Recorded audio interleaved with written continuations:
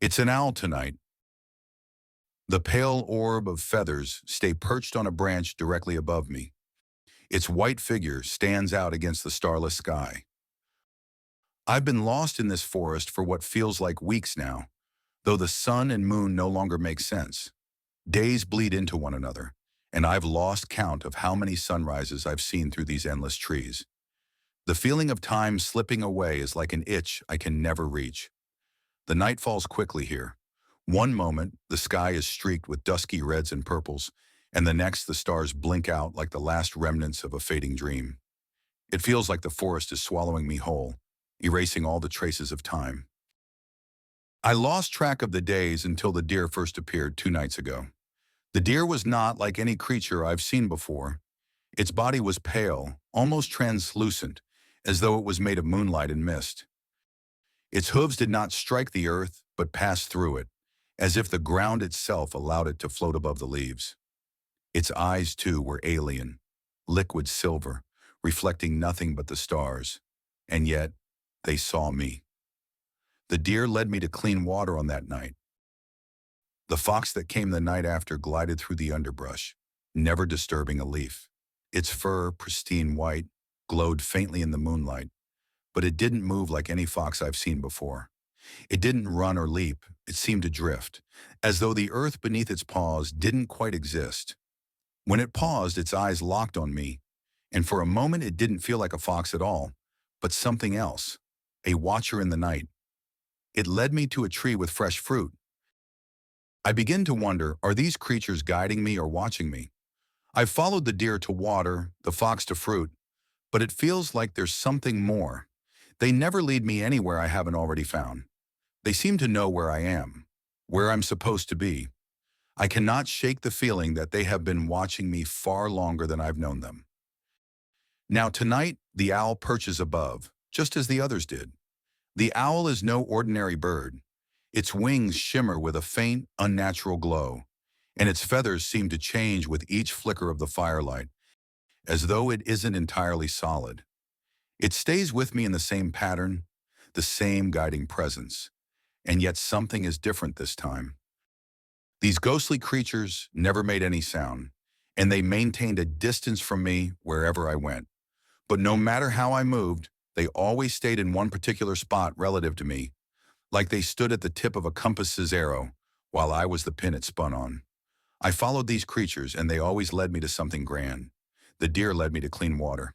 The fox brought me to a tree bearing fresh fruit. Now the owl hung overhead, its gaze not on me. What will it lead me to tonight? It's not moving. I call up to the owl, asking it where it will go. The bird doesn't answer. It keeps its gaze on the forest around me, turning around every now and again to see in every direction. Looking to prompt its movement, I step away from the tent I had pitched up earlier. I glance up at the owl again, and its gaze is now locked on me, its deep golden eyes wide and staring, like I'd just committed some atrocity against nature. Startled, I take another step out into the dark. The owl shrieks but doesn't move. The pale creatures hadn't made any sound until tonight. I take one more step out of curiosity, and the owl starts moving. Finally, we're getting somewhere. Except the owl swoops down directly at me, clutches the hem of my shirt, and starts tugging me back to my camp. I stumble back, feeling its talons tugging at my shirt like an invisible hand, cold and unyielding. My heart races as my body collides with the forest floor. Why was it pulling me back? The owl returns to its perch high above me. The owl resumed looking around, its eyes scanning the darkness around me, moving in a seemingly random pattern, turning left, stop, turning left more, stop, turning right, long stop, turning left, stop, and lean forward. Snap! A branch broke against the ground somewhere behind me in the direction the owl is looking. Not loud, but sharp, close. I paid attention to the bird with my eyes, and to the woods with my ears. Something is moving in the darkness. The owl is watching it. I thought the owl was simply guiding me, as the deer had, as the fox had. But now I realize its presence here is not one of guidance, but of guarding. There's something out there in the dark, something the owl knows, and it is keeping an eye on it.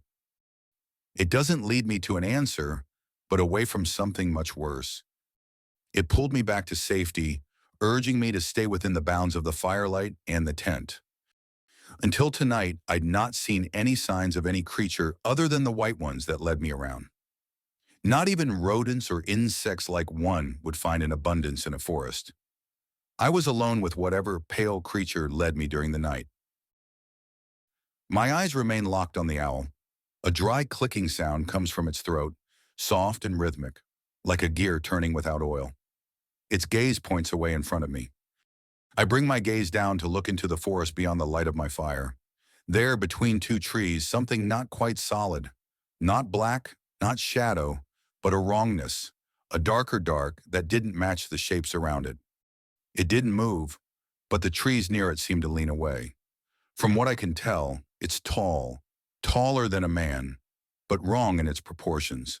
Too narrow at the top, too wide at the bottom, like a figure hunched backward.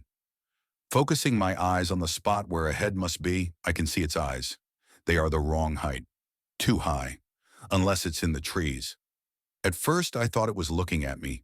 Two faint glimmers of reflected firelight locked onto my chest like crosshairs. But as I hold my breath and squint harder, I realize, no, its gaze is just above me, at the owl, and it isn't blinking. I glance up at the white bird. Its eyes are locked on the shadow. It flares its wings and leans its body forward, its feathers twitching like a coiled spring that's straining against an obstruction. I can hardly see the shadow, or whatever the hell it is, in the dim light of my fire. The crackling of my fire feels offensive, too loud, too alive. Every shift of flame feels like it would draw its attention. The edges of it bleed into the dark, like it's trying to disappear, but not fast enough. Even so, I can tell, just barely, that it's moving away, seemingly intimidated by the owl. I can't tell how long we're standing like this, me, the owl, and the shape in the dark. A minute? An hour? My knees ache. My back screams. But I can't move. My gaze keeps darting between the bird and the trees. My ears remain open for anything that could be around where we're not looking. The sun rises slowly, but it offers no comfort.